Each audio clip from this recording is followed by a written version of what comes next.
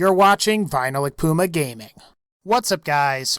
This is going to be a pretty interesting video. Now, I've debated making this video off and on for the past couple of days, but I've decided to take the risk and do it anyway, and ultimately, I guess we'll see what happens. Today, we're going to talk about Fallout 4 power armor lore, and I'm going to go ahead and revisit a video I made about a month ago discussing whether X-01 power armor is either pre- or post-war. After all, there is a recent development that's come along, and I want to go ahead and defend my position. So I guess this video will be a video response of sorts to a video response of my original video. X-01 power armor is post-war power armor. Now, I will admit that the particular YouTuber in question does make a great argument. I think his research is pretty good, and up to a point, I'm actually inclined to agree with his conclusion. Now, the gist of his argument, as I see it, mostly revolves around the idea that what appears within Fallout 4's game world is more important than what appears in the game's loading screens. This means the terminal entries at Nuka World are ultimately going to trump much of the pre-established lore provided by Fallout 4's loading screens, and even some of the previous entries in the franchise. In fact, this particular YouTuber in question says that the X-01 power armor loading screen isn't lore-friendly, and that Bethesda needs to update the game to remove it. Now, what I will say is that Bethesda can do whatever the hell they want. Fallout 4 and the Fallout franchise are their intellectual property, and they can retcon certain aspects of the lore out of existence. Depending on how you look at it, Bethesda has already drastically changed pre-established power armor lore for the Fallout franchise by making power armor suits akin to the Titans that we see in Titanfall. Originally, in previous Fallout games, power armor was more like traditional armor in terms of appearance. It was also something your player character wore much like traditional armor. If the original artistic vision of power armor from Fallout 3 and New Vegas was implemented into Fallout 4, it would function much more like Fallout 4's combat armor. You would move the same way as you were in combat armor, you would jump the same way as you were in combat armor, and probably also have a similar running speed. You get the idea. Following the particular YouTuber in question's logic, it may even be fair to say that all of the pre-established lore for power armor in Fallout is irrelevant because it doesn't match what appears in Fallout 4. If that's the case, I don't see how X-01 power armor could be adopted and modified by the Enclave into the Advanced Power Armor Mark 1 or Mark 2 from Fallout New Vegas and Fallout 3 respectively. The only source we have that confirms a lot of the dates for the Advanced Power Armor's development is the Fallout Bible, which has questionable legitimacy as far as the canon goes, and according to the document's writer, Chris AVELLONE, the Bible is no longer considered canon.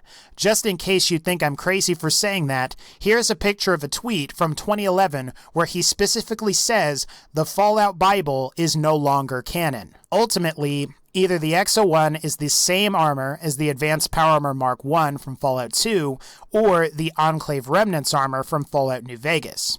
Alternatively, the Advanced Power Armor didn't exist, and the Enclave just used X-01 that was developed before the war. So what I'm trying to say here is it either is the Advanced Power Armor Mark 1 or Enclave Remnants armor, or the Enclave just used X-01 that was developed before the war. I don't see how the X-01 could have been the inspiration behind the Advanced Power Armor Mark 1 from Fallout 2, or the Advanced Power Armor Mark 2 that we see in Fallout 3, specifically because the Fallout Bible is no longer considered to be canon, so the dates of 2198 and 2215 that mark the Advanced Power Armor's development are irrelevant. Now, I would argue that Bethesda's original intent and artistic vision took into account that the X-01 power armor was in fact the Advanced Power Armor Mark 1 from Fallout 2 or the Enclave Remnants armor from Fallout New Vegas.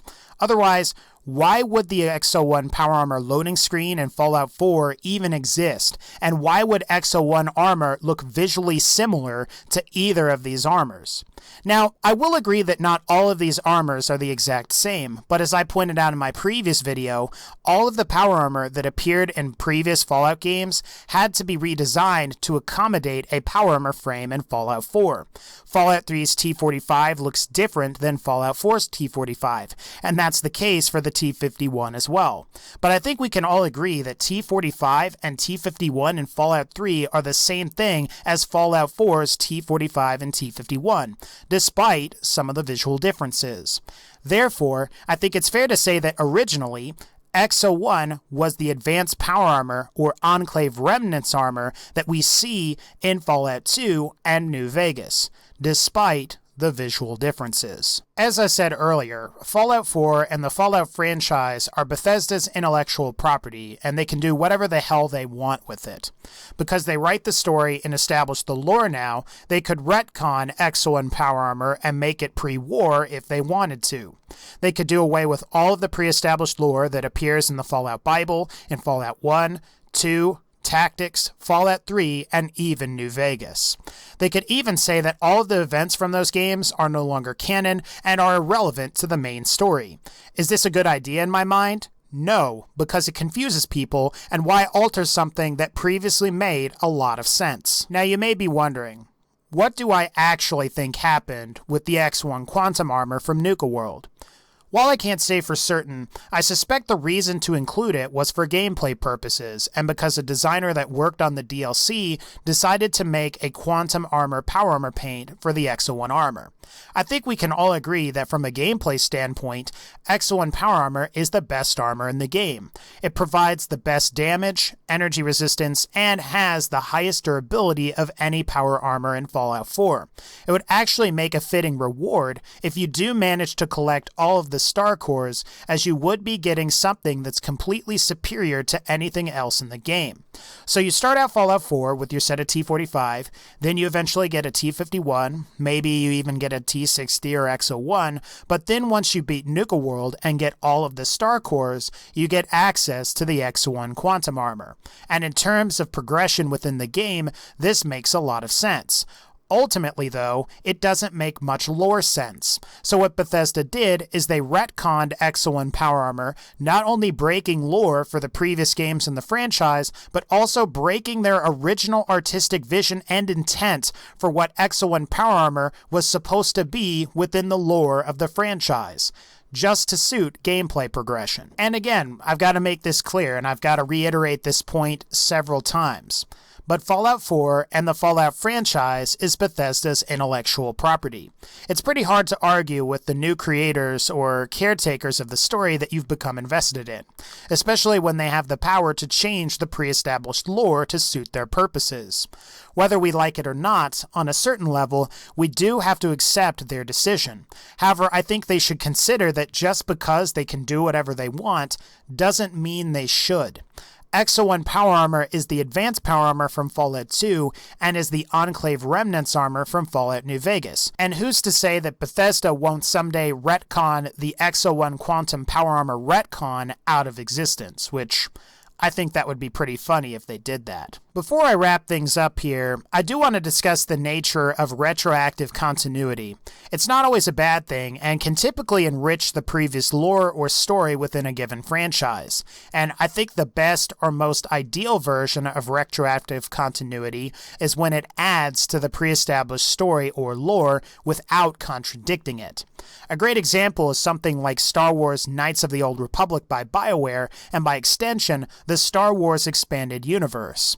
What you'll notice about Knights of the Old Republic in particular is that it didn't tamper with the existing storyline of the films and instead added to much of the backstory behind those films. Knights of the Old Republic was great because it allowed us to learn a lot about the Mandalorians and also the origins of the Sith. What's great about this version of retroactive continuity is it added to the films and didn't take away from the films or change things and make things contradict each other. An example of bad retroactive continuity is Star Wars Episode 7, The Force Awakens.